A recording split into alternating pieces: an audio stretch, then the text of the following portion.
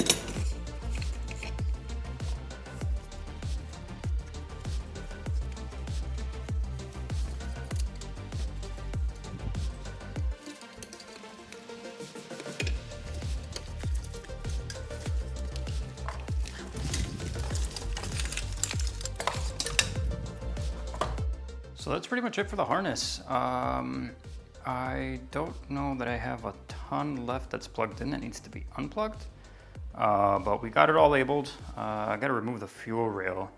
Now, a smarter me would have depressurized the fuel rail ahead of time. I don't know that it'll really relieve any pressure while it just sits by the time I get to the fueling setup, but we'll find a different way to do that.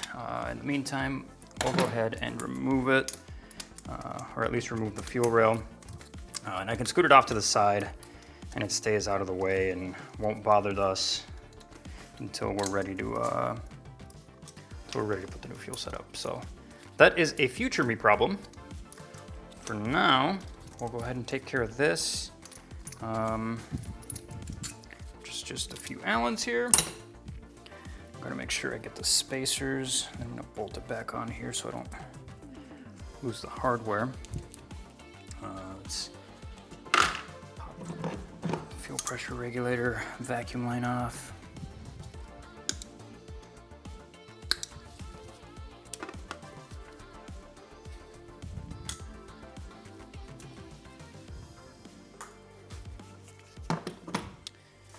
We'll be able to go ahead and pull these out.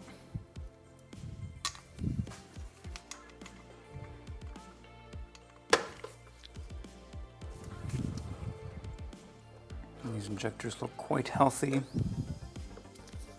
So we'll go ahead and move these off to the side. I should have some extra caps, so let me go grab those real quick so I can cover these for now.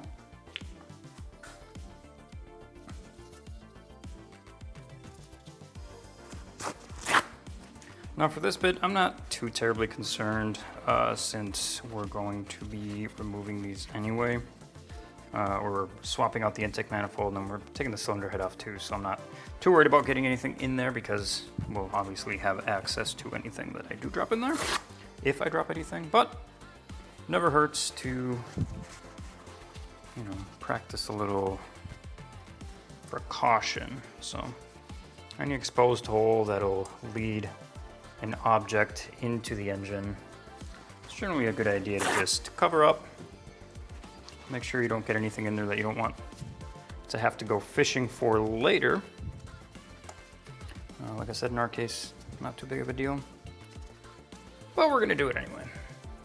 All right, so I'm trying to figure out what I want to do next. I don't want to spend too much time kind of like poking around. We can take the ground out of the valve cover here. I gotta undo the exhaust from the exhaust housing on the turbo.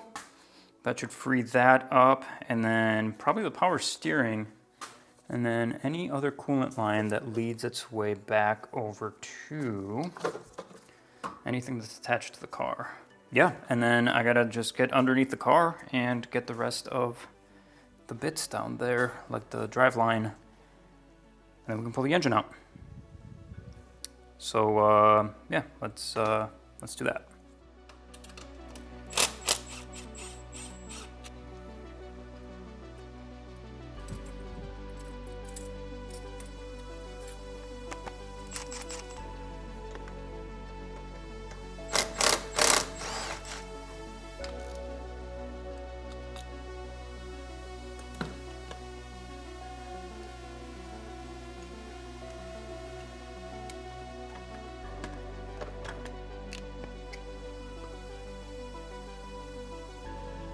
All right, so this side's taken care of.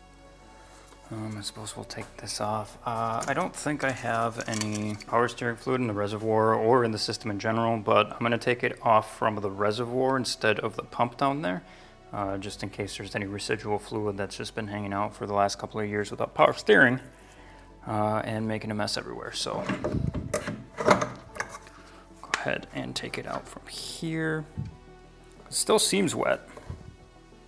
And I haven't had power steering since I moved out here, so it's been at least 5 years. But probably end up fixing that this time around, but for the time being, I'll just tuck this over on this side here. So let's take care of the rest of the stuff on this side. It shouldn't be much. basically, so we've got this out. We'll have to undo this vacuum line and then getting the heater hose out and undoing our shifter mechanism here. And then it'll ultimately just be the drive line and then like the clutch line, but basically everything from underneath. And then we can unbolt it and hopefully pull it out.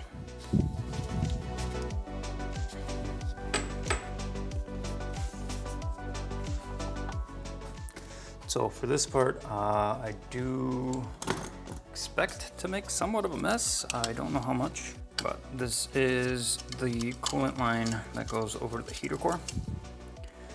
And there's really no way for this to drain from the conventional drain plug. So generally it just drains once you unplug it, which we're about to do. So maybe I can pinch it up here or something. So I'll definitely have to replace this line, but it seems like it is cooked onto the aluminum fitting here. So I'm gonna have to see if I can't crack it. So I think I'm gonna save this for last, and reason being is I'm gonna get under the car and undo as much of this as possible, and then we'll take this off last because I have a feeling that as soon as we take these out, because I'm gonna take it out from the top since this is stuck, I'm gonna dump all of that coolant. So I would rather lay on dry cardboard for now and get it wet later. So before I start unbolting the axles on the inside, I'm actually gonna take the wheel off so we can undo the nut on the outside here quick.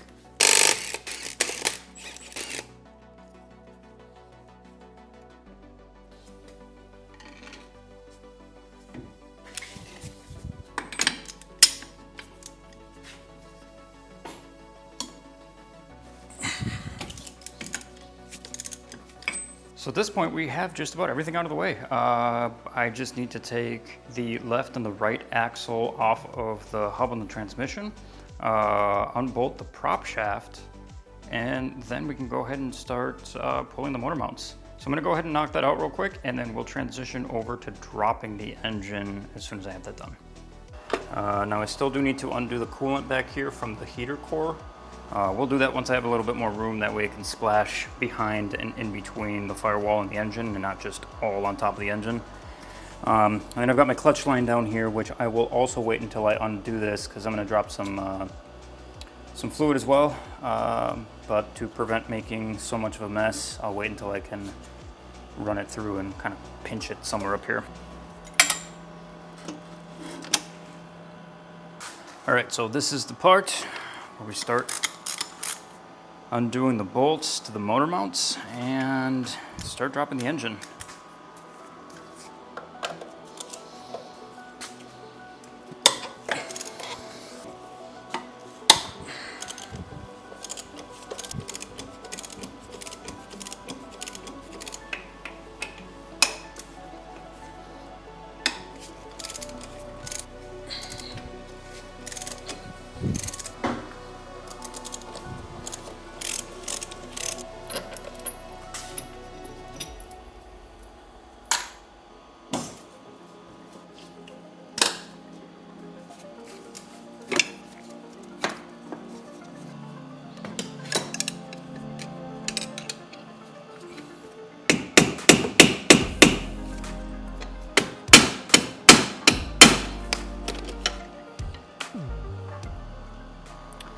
So I'm gonna scoot the turbo out of the way. The downpipe at the bottom is kind of stuck, and I can't undo the wastegate, which routes back into the exhaust without obviously getting some access back there. So because this half of the downpipe is stuck, just gonna take the turbo off quick and take it from there. Nothing but hurdles. I suppose it's kind of the name of the game, huh?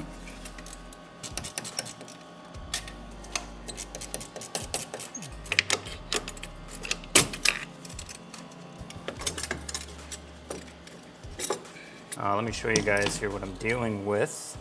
So that clamp right down there, right beneath the downpipe, that's the clamp I got to take out so I can release the wastegate. All right, so I got it out. I just need to remove the clamp and separate them, trying to make sure it doesn't go down into the exhaust. There we go. Mount the turbo back on just so it doesn't flop all over. All right, and short of those coolant lines, we should be good to start pulling back here. Last but not least, let's make a water mess. Oh, that's a lot of coolant. This is gonna suck.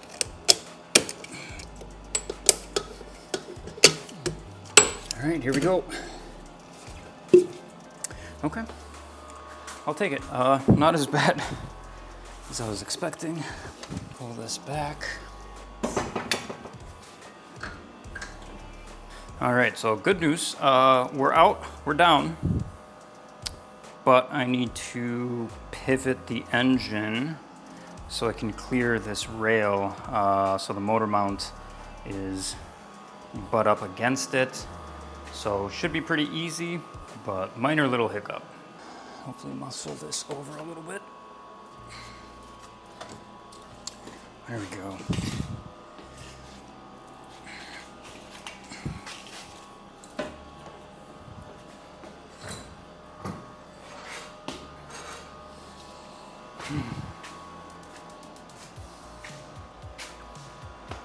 And we're out. Well, I'm super relieved that I was able to get this thing out. Clearly, I did it in somewhat of an unconventional way. You'll notice I'm using a hydraulic table rather than a cherry picker. Now, the reason I opted for that is primarily just for space constraints. I don't have a whole ton of room in my garage.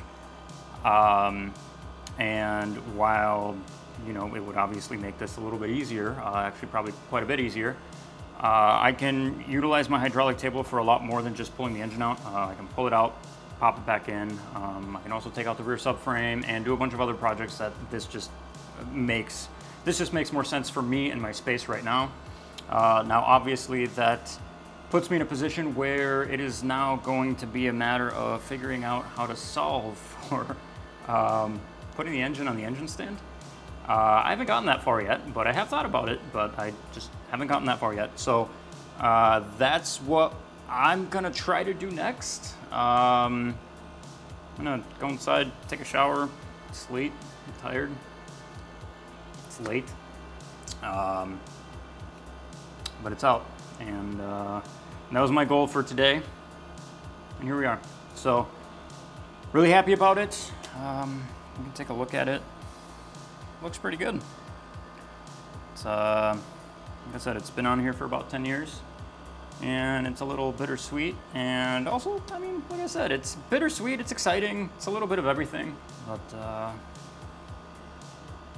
on to bigger and better things, as they say.